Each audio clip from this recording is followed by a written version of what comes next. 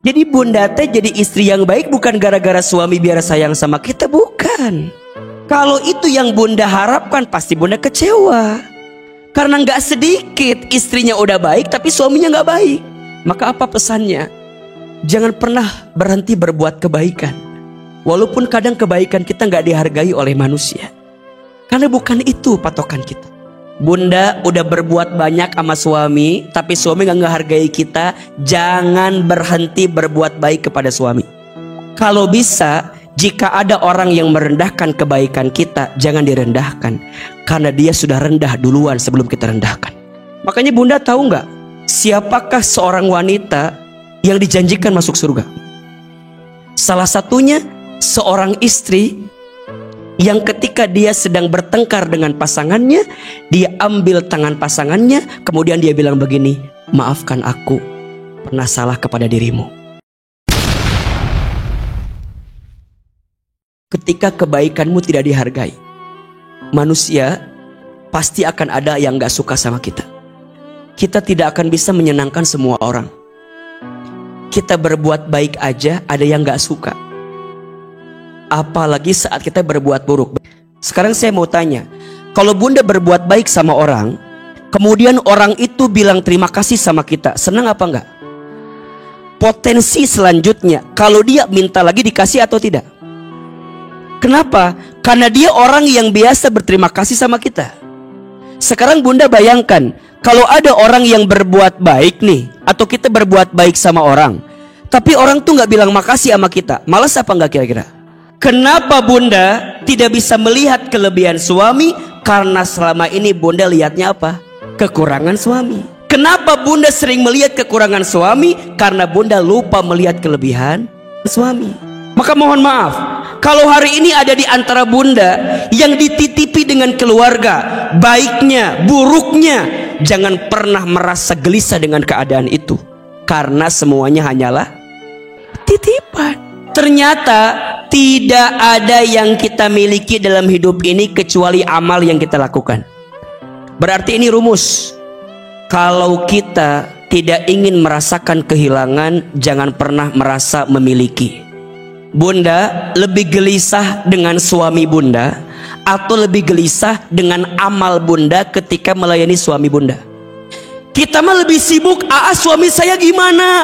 Kita mah lebih sibuk itu daripada kita mikirin amal apa yang sudah kita persembahkan kepada Allah untuk menjadi istri yang baik depan suami kita. Padahal mohon maaf, kelakuan suami bunda yang dihadirkan ke bunda itu akan dihisab nggak sama Allah kepada kita? Bunda, suami bunda mau nyakitin kita, melukai kita, ku Allah mau dihisab ke kita. Kita hanya ditanya, sikapmu sama suamimu bagaimana ketika suamimu berbuat seperti itu. Hanya akan ditanya, aku tahu selama di dunia suami kamu menguji kamu, apa yang kamu lakukan kepada suami kamu itu. Sekarang saya mau tanya, istri itu masuk surga tergantung suami atau tergantung amal yang dia lakukan? Kalau istri masuk surga tergantung suami, Asia nggak akan masuk surga. Siapa suaminya? Fir'aun. Bunda masuk surganya bunda bukan karena suami bunda. Bunda bisa nggak masuk surga tanpa suami? Ada seorang perempuan namanya Maryam binti Imran, tidak punya suami, tapi Allah janjikan surga bagi dirinya. Apa maksudnya? Bunda kalau nggak punya suami juga bisa masuk surga. Sering Ahilman sampaikan, kenapa istri harus taat sama suami? Karena perintah Allah. Jadi bunda teh jadi istri yang baik bukan gara-gara suami biar sayang sama kita, bukan. Kalau itu yang bunda harapkan pasti bunda kecewa. Karena nggak sedikit istrinya udah baik tapi suaminya nggak baik.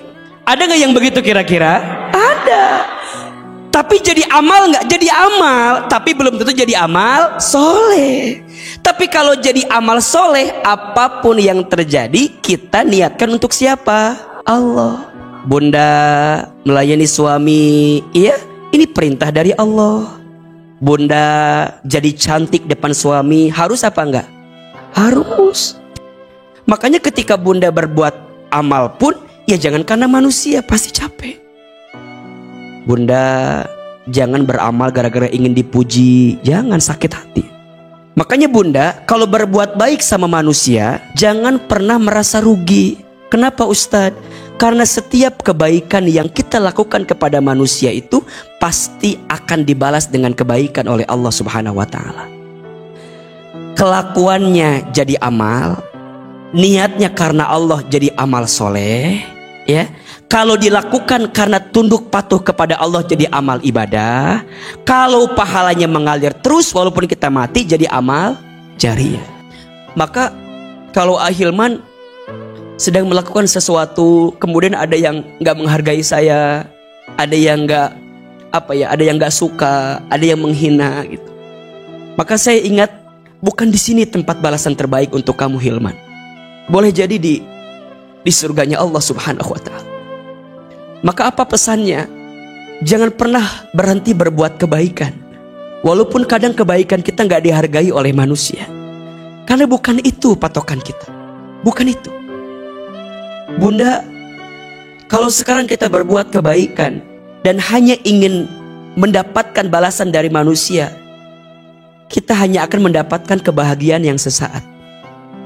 Makanya jangan terlalu gelisah kalau ada orang yang gak suka sama kita.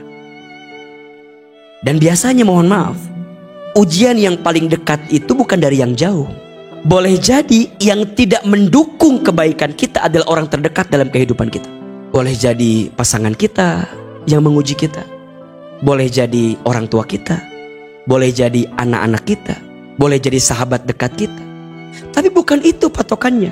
Bukan untuk menyenangkan manusia, tapi menyenangkan Allah Subhanahu wa Ta'ala. Terus kesibukan kita apa? Ya udah, berbuat baik aja. Berbuat baik, berbuat baik, berbuat baik. Sampai kapan Ahilman kita berbuat baik? Sampai kita kembali kepada Allah Subhanahu wa Ta'ala. Itu aja. Maka kembali kepada pertanyaan, bagaimana kalau kebaikan kita nggak dihargai oleh manusia? Ya sudah, kita tidak akan bisa membuat orang lain suka semuanya sama kita. Berarti Ustadz, apa sikap terbaik kita ketika kebaikan kita nggak dihargai? Catat, ada 5 yang harus kita lakukan. 1, ingat pahala yang besar dari Allah ketika berbuat baik. Bunda udah berbuat banyak sama suami, tapi suami nggak ngehargai kita. Jangan berhenti berbuat baik kepada suami. Tetap dan terus berbuat baik selama suami kita tidak menzolimi kita berlebihan. Jadi kalau Bunda udah berbuat baik nih, berbuat baik nggak dihargai sama suami, ya nggak apa-apa. Bunda udah masak, suami gak makan masakan kita, jangan ngambek. Kalau Bunda masak buat suami niat karena Allah, jadi bahagia bawaannya. Makanya catat ya, ini bagi para istri, para bunda, kalau masak teh jangan sambil kesel. Masak kalau sambil kesel ngaruh ke makanan yang diberikan ke keluarga kita. Kalau yang dikasih makanan sambil kesel, mohon maaf, yang terjadi ngaruh ke pasangan kita, ngaruh ke anak kita, jadi energinya energi yang gak bagus. Ini catat baik-baik ya. Bunda masak, Bunda melayani suami, itu karena siapa? Allah. Kalau ingat pahala dari Allah, Masya Allah, itu tuh pahala yang luar biasa. Dan Bunda harus tahu ya, rumah tangga itu adalah ibadah yang paling lama. Setiap saat di rumah tangga itu adalah ibadah. Bahkan mohon maaf ya, pegangan tangannya itu pasangan suami istri tuh menggugurkan dosa, mengundang rahmat Allah. Masya Allah. Menatapnya, apa coba? Ketika menatapnya, Allah curahkan kasih sayang di antara keduanya. 7 kebiasaan suami yang berpahala besar di rumah tangga. 1, mencium kening istrinya. 2, memuji istrinya. 3, memanggil sayang kepada istrinya. 4, mengusap atau mengelus kepala istrinya. 5, membantu pekerjaan rumah tangga istrinya. 6, ngajak jalan-jalan kepada istrinya. 7, membelanjakan kebutuhan istrinya. Sederhana tapi pahalanya luar biasa. Kalau ada manusia yang diperintahkan untuk bersujud setelah sujud dia kepada Allah, maka aku akan perintahkan seorang istri sujud kepada suaminya.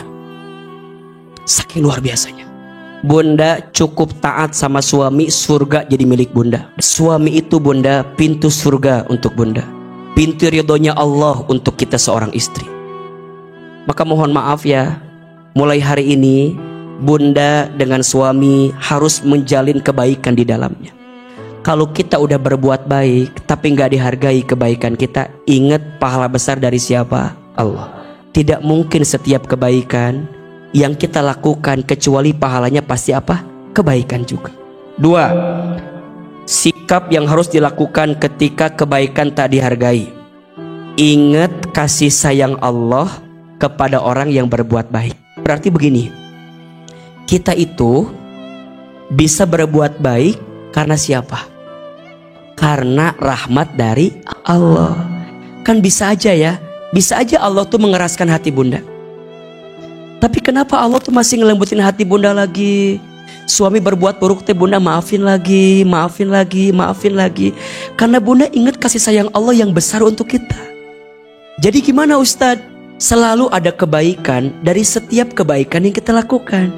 Walaupun kita tak mendapatkan kasih sayang dari manusia, karena Allah lah yang sayang sama kita. Bunda kan kalau ada masalah di rumah tangga kadang-kadang ego kan? Iya enggak? Ego, ini saya, ini kamu, ini saya, itu kamu. Mohon maaf ya, cinta itu tidak memaksa. Jika ada paksaan itu namanya bukan cinta.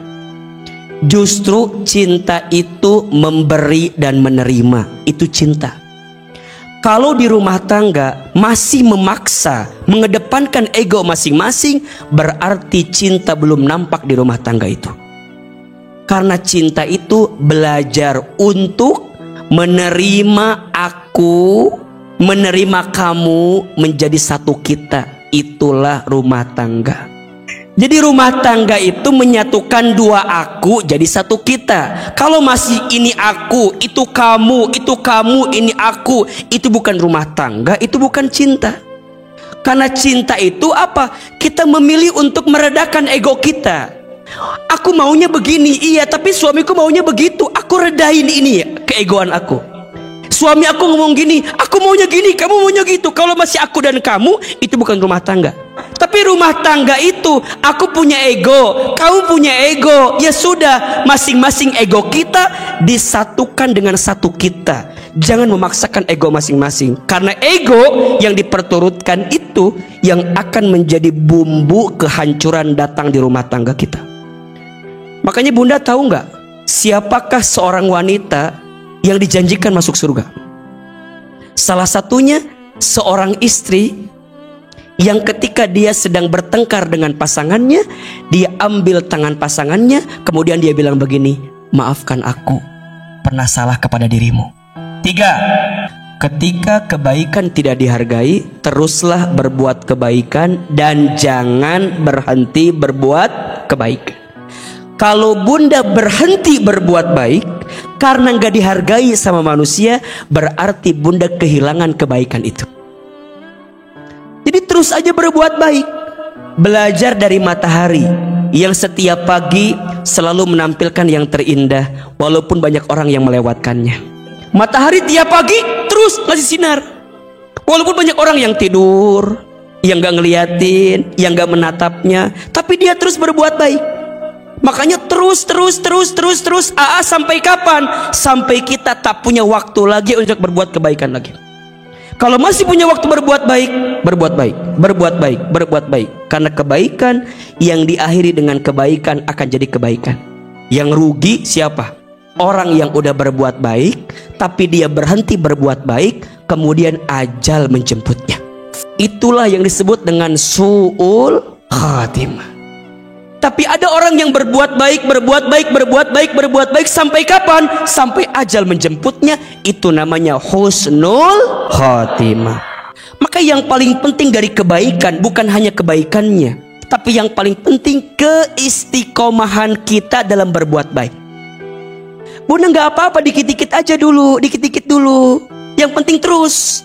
Allah itu mencintai perkara yang kecil tapi dilakukan terus menerus daripada perkara besar dilakukan sekali-sekali. 4. Sikap yang harus dilakukan ketika kebaikan tak dihargai. Belajar untuk melupakan semua kebaikan yang kita lakukan. Ada 2 hal yang harus diingat dan ada 2 hal yang harus dilupakan. 2 hal yang harus diingat: kebaikan orang lain kepada kita dan keburukan kita kepada orang lain. 2 hal yang harus dilupakan: kebaikan kita kepada orang lain dan keburukan orang lain kepada kita. Bunda, jangan mengungkit kebaikan yang sudah dilakukan, khawatirnya pahalanya hilang. Terus gimana? Alhamdulillah, qadarullah wa masya'a fa'ala. Sudah jadi ketentuan Allah dan Allah berkehendak. Kan kadang-kadang ada ya di antara kita yang mungkin, mohon maaf, dulu tuh kita yang memulai, kita yang mengembangkan, tiba-tiba di akhir pergerakan ini kita yang gak dihargai sama orang. Ya sudah, gak apa-apa. Karena semua kebaikan yang kemarin itu, Bunda, gak akan hilang. Dia akan ikut dengan apa yang kita lakukan kemarin. Makanya mohon maaf, Bunda sayang, Teteh sayang, punten ya. Kalau ada di sini yang mungkin ada rumah tangganya yang harus berpisah, bercerai gitu ya, sudah, yang lalu biarlah berlalu. Tutup lembaran lama, buka lembaran baru. Masih ada laki-laki lain yang bisa membahagiakan hidup kita. Maka seringkali Ahilman bilang gini, jangan terlalu membenci apa yang pernah pergi dari kita. Karena bagaimanapun kita pernah hidup bersama dirinya, pernah mendapatkan kebaikan daripadanya. Terus gimana? Ya udah, kalau ada kebaikan dia di masa lalu, itu jadi kebaikannya. Tapi jika ada keburukannya, maafkan. Termasuk ini jawaban, Bunda, jangan terlalu lama bertahan terluka. Jangan. Kalau Bunda disakiti, dilukai, ya udah atuh, segera apa yang perlu kita lakukan. Bunda disakiti, dihianati, dilukai, Bunda udah tahu ini salah, udah tahu nggak benar, masih bertahan dengan sesuatu yang nggak benar itu. Untuk apa? Udah tahu kamu teh disakiti, udah tahu kamu teh dilukai, udah tahu kamu teh udah nggak bisa ada visi ke depan yang benar, udah tahu tujuannya udah beda, udah tahu nggak cocok, masih bertahan terus. Saya mah termasuk orang yang saklek ya Bunda. Kalau udah urusan tentang amal, tentang akhirat, kudu jelas. Kita punya pasangan, ini bisa diajak ke surga gak nih? Ini bisa diajak bareng-bareng jadi baik gak nih? Bisa diajak benar-benar meniti hari dalam kebaikan gak nih? Kalau udah gak bisa, terus kudu kumaha tuh. Sedangkan Bunda punya pilihan untuk jadi lebih baik kan? Tapi karena masih bisa diperbaiki, ya udah perbaiki. Perbaikan itu gak bisa dikata-kata, tapi dibuktikan. Cinta itu tidak cukup di kata-kata, betul? Cinta itu bicara pembuktian. Kalau kita mau berubah, ayo buktikan. Kalau kita mau benar, ayo buktikan. Dan terakhir, ketika kebaikanmu tidak dihargai, jangan membalas kejahatan orang dengan kejahatan lagi. Jadi Bunda jangan begini, dia juga nyakitin saya, masa saya nggak bisa nyakitin dia? Jangan. Justru bedanya kita sama orang yang nyakitin kita apa? Dia nyakitin kita, kita bisa memaafkan sakit hatinya. Kalau bisa, jika ada orang yang merendahkan kebaikan kita, jangan direndahkan. Karena dia sudah rendah duluan sebelum kita rendahkan. Berarti hanya orang yang terbelakang yang hanya membicarakan kita di belakang.